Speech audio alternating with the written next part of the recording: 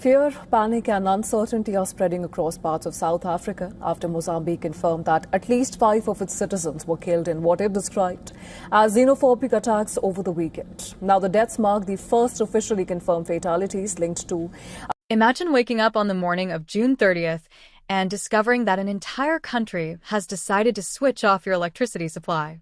Not because of a technical failure, not because of a natural disaster, but as a political message. A warning, a protest against xenophobia. That is the explosive claim that has been spreading across social media, with posts alleging that Mozambique threatened to cut electricity supplies to South Africa until attacks against foreign Africans come to an end. If true, the consequences would be enormous. Millions of people could be affected, businesses could suffer, diplomatic relations could be shaken, and tensions across southern Africa could reach dangerous levels. But there is one major problem. As this story spread online, serious questions emerged about whether the statement was ever made at all. Before we continue, make sure to like this video and subscribe for more investigative reports and breaking developments from across Africa and around the world. This story matters because it touches on one of the most sensitive issues facing Southern Africa today, xenophobia. For years, tensions have periodically erupted in South Africa over immigration, unemployment, crime, and competition for economic opportunities. Foreign nationals from countries including Zimbabwe, Mozambique, Nigeria, Malawi, Ethiopia, Somalia, and others have often found themselves at the center of heated political debates. Some South Africans argue that undocumented migration places pressure on jobs, housing, healthcare, and public services. Others strongly reject these claims, arguing that migrants are being unfairly blamed for deeper economic and governance problems. This debate has repeatedly spilled into the streets. There have been protests, there have been arrests, there have been violent incidents, and there have been international concerns about the safety of foreign nationals living inside South Africa. Against this backdrop, social media users recently began circulating a dramatic message allegedly attributed to the president of Mozambique. According to the viral posts, Mozambique would cut electricity supplies to South Africa from June 30th until July 3rd unless xenophobic attacks came to an end. The statement quickly spread across Facebook, X, TikTok, WhatsApp groups, and online discussion forums. Within hours, thousands of people were sharing screenshots. Some praised the alleged move. Others condemned it. Many simply wanted to know one thing. Was it true? But here's where things get disturbing. The claim appeared to spread much faster than any verified evidence supporting it. People were sharing the alleged quote. But where was the official announcement? Where was the government statement? Where was the press conference? Where was the official document? Those questions immediately became central to the controversy. To understand why the claim attracted so much attention, we need to look at the relationship between South Africa and Mozambique. These two countries are deeply connected economically. They share a border. They share trade routes. They share infrastructure links. And importantly, they cooperate on energy.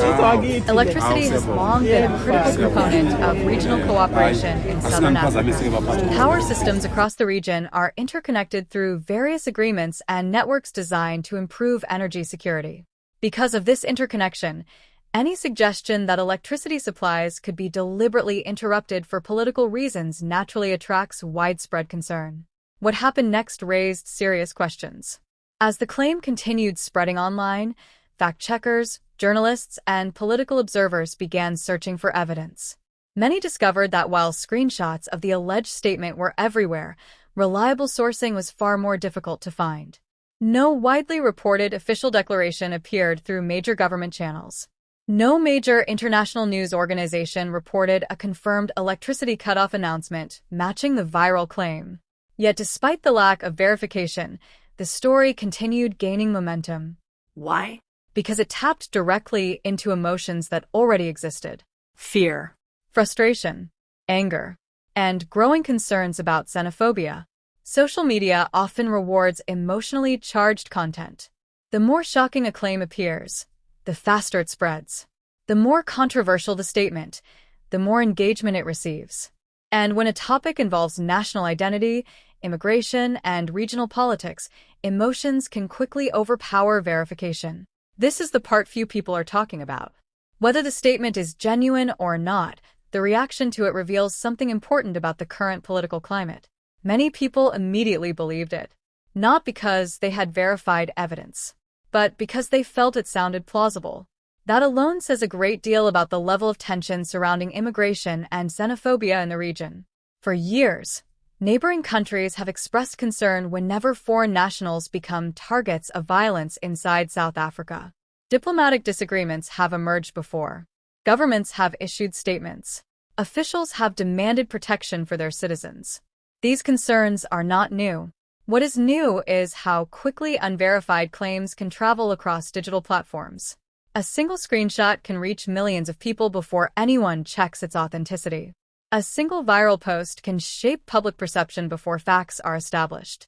And once people emotionally invest in a story, corrections often struggle to catch up. But let's examine another important question. If such a threat were actually carried out, what would the consequences be? The economic impact could be significant. Electricity is the lifeblood of modern economies. Factories depend on it. Hospitals depend on it. Schools depend on it. Communication networks depend on it. Even short disruptions can create serious challenges. Businesses may lose revenue. Production schedules may be interrupted. Investors may become concerned about regional stability. Energy markets could react. Governments would likely face pressure to respond quickly. Politically, the consequences could be equally serious. A dispute involving electricity would immediately become a diplomatic issue. Government officials would likely engage in urgent discussions. Regional organizations could become involved. International observers would monitor developments closely. Relations between neighboring countries could come under strain. However, it is important to emphasize something. A hypothetical consequence is not proof that the original claim is true. These scenarios explain why the story matters, not whether it is accurate. And that distinction is critical. What happened next raised even more questions.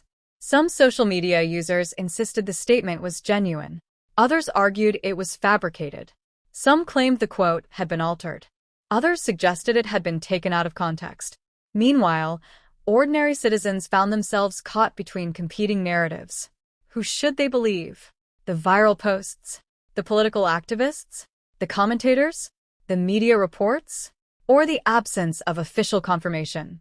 These are increasingly common challenges in today's information environment. False information does not always arrive dressed as obvious fiction. Sometimes it appears professional. Sometimes it includes official-looking graphics. Sometimes it uses emotional language designed to encourage rapid sharing. And sometimes it spreads so widely that people assume verification has already occurred. But here is the reality. Popularity is not evidence. Virality is not proof. Repetition is not confirmation. A claim can be shared thousands of times and still be inaccurate. That is why investigators, journalists, and researchers always ask the same basic questions. Who made the statement? When was it made? Where was it made? Can it be independently verified? Is there supporting documentation? Are reliable sources reporting the same information? Without answers to those questions, caution becomes essential. Public reaction to the controversy has been intense. Supporters of stronger action against xenophobia argue that neighboring countries have every right to express concern about attacks against their citizens. Human rights advocates continue to call for greater protection of migrants and foreign nationals. Critics argue that inflammatory rhetoric from any side risks worsening tensions. Others believe the entire controversy demonstrates the dangers of misinformation. Across social media platforms, debates have become heated. Some users focus on immigration. Others focus on crime. Others focus on economic frustrations. And many focus on whether the original statement was ever made at all. Media organizations have also faced pressure. Journalists must balance public interest with verification. Reporting an unverified claim as fact can mislead audiences. Ignoring a rapidly spreading story can leave important questions unanswered. The challenge is finding the truth amid competing narratives. So what happens next? The most important development will be evidence. If official documentation emerges, it can be examined. If government statements are issued, they can be evaluated.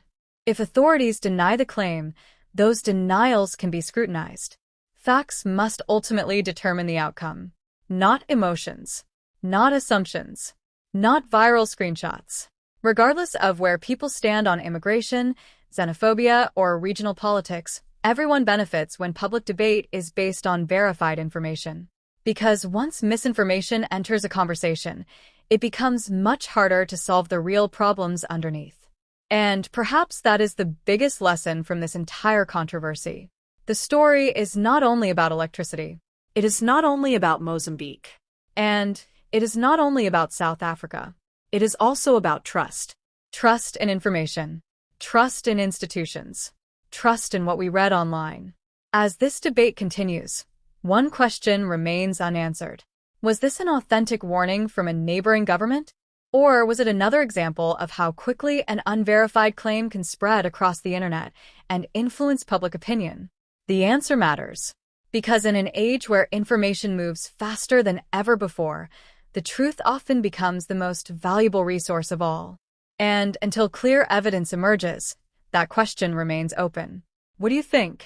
Was this a genuine political warning, or another viral claim that spread before being properly verified?